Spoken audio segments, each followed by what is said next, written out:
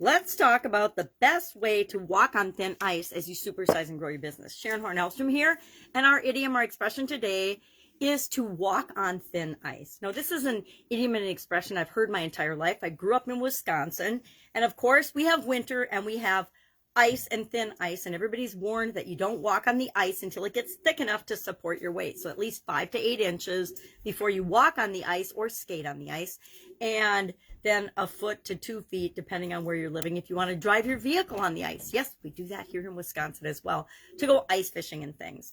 So when I was a little girl, and I've heard this story my entire life, my grandma Pitch, my mom's mom, who passed away a few years ago at just shy of 100, she actually, as a little girl, fell through the ice. So she was always terrified of swimming and water and the ice her whole life. I mean, we grew up and my dad put a swimming pool in the yard to keep track of his daughters.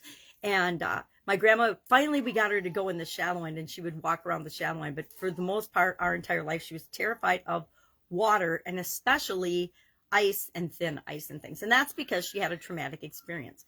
So like her and all of the rest of us human beings, when we have a traumatic experience we associate with something, it increases our fear. A lot of people have fear of growing and building and supersizing their business. They overestimate the risks and the danger of doing something and taking action, so they don't do it.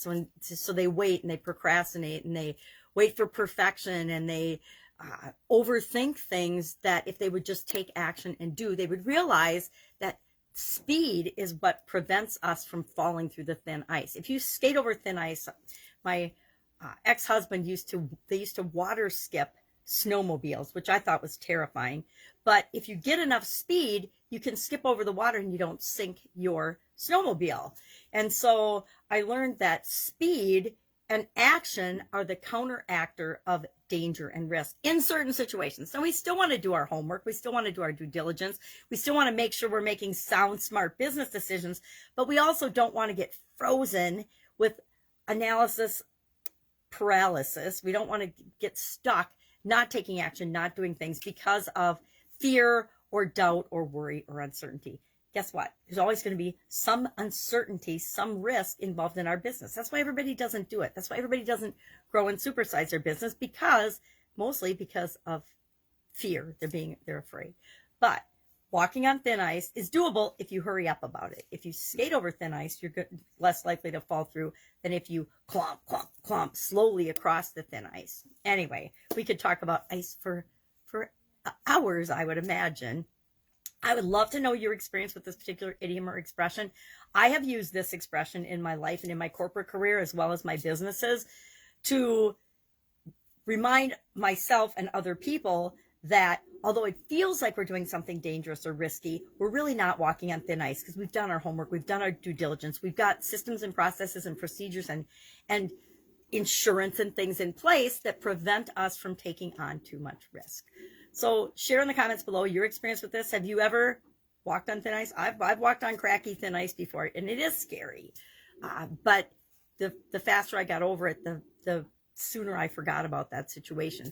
The same is true of our businesses. The faster we take the actions that move us in the direction we want to go, we forget all about the fear and the uncertainty because we successfully did the thing that we wanted to do. All right, have an awesome day. I will, of course, be with you tomorrow with another winter or Christmas or end of the year related idiom.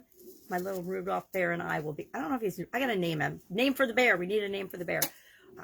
Whoops. He's falling all over.